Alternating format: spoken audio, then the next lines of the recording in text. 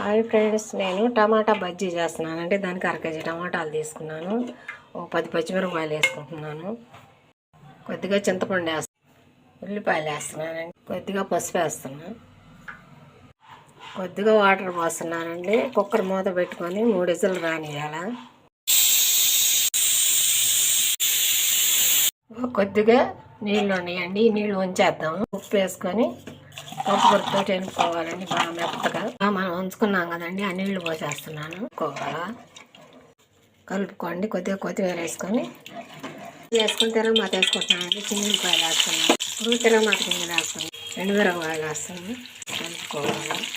వేపాకు వేస్తున్నాను, అది గాలి కొత్తిమీర వేస్తున్నాను. ఒక నిమిషం పాటు ఉడకనియాల.